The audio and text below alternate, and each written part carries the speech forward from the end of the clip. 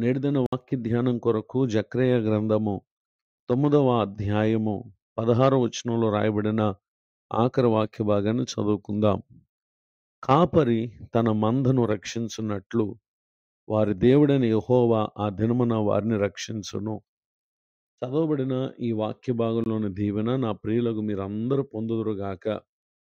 మన ప్రభువారు ఆయన మన కాపరి అయి, ఒక కాపరి తన మందని ఏ విధముగా రక్షిస్తారో ఆయన తన ప్రజలను రక్షించే దేవుడిగా ఉన్న విషయాన్ని ఇక్కడ మనం గమనించగలం.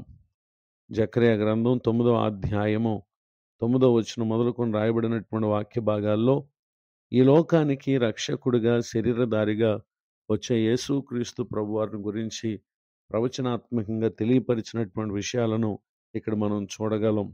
మరి ఈ సమయాన్ని బట్టి మన ప్రభువైన యేసుక్రీస్తు వారు ఈ లోకానికి వచ్చిన పిమ్మట యోహాను సువార్త 10వ అధ్యాయము 11వ వచనంలో నేను గొర్రెలకు మంచి కాపరిని అని చెప్పటం గమనించగలం. నిజమే, నాడు తండ్రి అయిన దేవుడు పరిశుద్ధాత్మ ప్రేరణతో జకర్యా గారి ద్వారా ఏ విధమైనటువంటి వ్యక్తిగా ఆయన ఈ లోకంలో ఉంటారో ఇక్కడ తెలియచేసిన రీతిగానే ఇక్కడ ప్రభువారు అంటున్నారు, నేను గొర్రెలకు మంచి కాపరిని.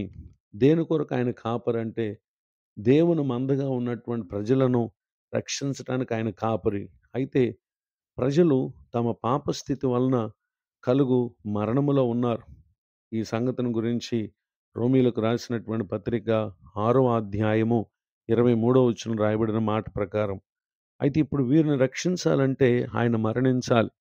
ఆ కారణాన్ని బట్టి ఇక్కడ ప్రభువారు అంటున్నారు యోహాను సువార్త 10వ అధ్యాయం 11వ వచనంలో 2వ వాక్య భాగంలో మంచి కాపరి గొర్రెల కొరకు తన ప్రాణం పెట్టును అని ఇక్కడ తెలియచేయటం మనం గమనించగలం. నిజమే, గొర్రెలకు గల మంచి కాపరి వాటిని విడిచిపెట్టడు కానీ వాటిని తప్పించటానికి అవసరమైతే తన ప్రాణాన్ని కూడా పెట్టడానికి ఉన్నటువంటి వ్యక్తియే నిజమైనటువంటి కాపరి. 14వ వచనం రాయబడిన వాక్యంలో కూడా నేను గొర్రెల మంచి కాపరిని అని చెప్తూ 15వ వచనంలో తండ్రి నన్ను ఎలాగూ ఎరుగునో నేను తండ్రిని ఎలాగూ ఎరుగుదునో అలాగే నేను నా గొర్రెలను ఎరుగుదును, నా గొర్రెలను ఎరుగును మరియు గొర్రెల కొరకు నా ప్రాణం పెట్టుచున్నాను.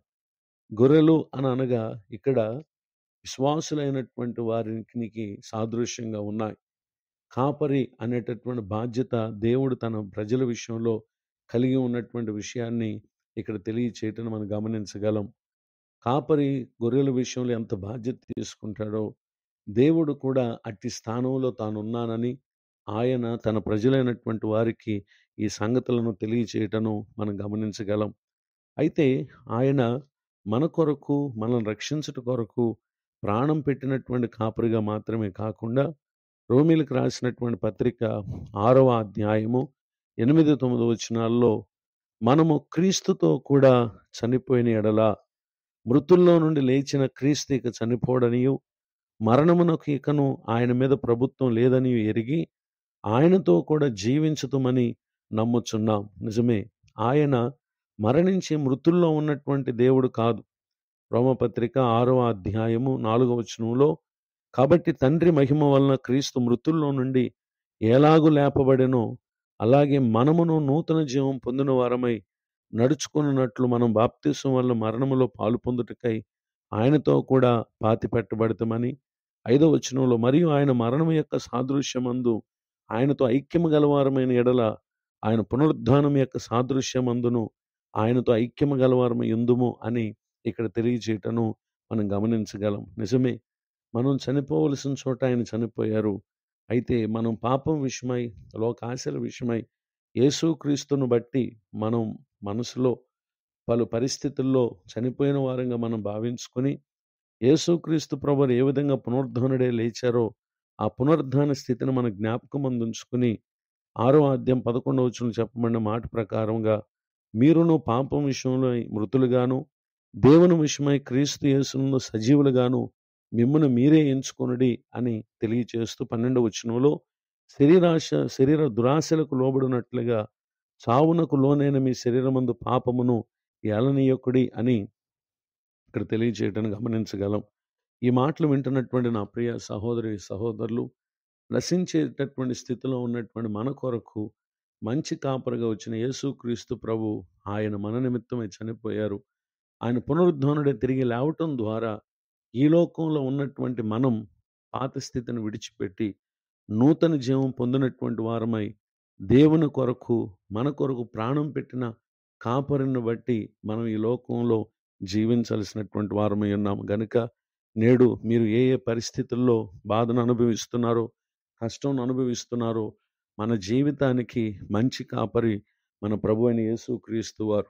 ఆయన యందు విశ్వాసం ఉంచినటువంటి వారికి కలుగు అనేక శోధనలు, సమస్యల్లో నిశ్చయంగా ఆయన మిమ్మల్ని రక్షించుటకు మంచి కాపరైనటువంటి దేవుడిగా ఉన్నారు.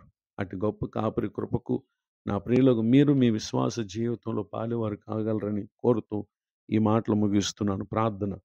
కృప కలిగిన మా తండ్రి, వందనాలు. మీ యందు విశ్వాసం ఉంచినటువంటి వారికి మంచి కాపరిగా మీరు ఉన్నటువంటి దేవుడై ఉన్నారు. మా ఆత్మను, మా ప్రాణాన్ని, మా దేహాన్ని అయ్యా తండ్రి ప్రభా, మీరు వచ్చే వరకు నిందారహితంగా కాపాడేటటువంటి గొప్ప దేవుడుగా ఉన్నారు. ఇటు దీవెనలకు మా ప్రియుల పాత్రలొకటకు సహాయం చేయండి. దైవజనులను, వారి కుటుంబాన్ని, సేవా పరిచయం దీవించండి. కృంగి దుఃఖితులుగా ఉన్నటువంటి వారిని లేవనెత్తి ఆదరించండి. ఈరోజు మరొక నూతన సంవత్సర దయాకిరీటాన్ని పొందిన ప్రియులను మీరు దీవించండి. యేసుక్రీస్తునాలు ప్రార్థిస్తున్నాను తండ్రి. ఆమెన్. తండ్రి, కుమార, పరిశుద్ధాత్మ దేవుడితోడ నడిపించునుగాక. ఆమెన్.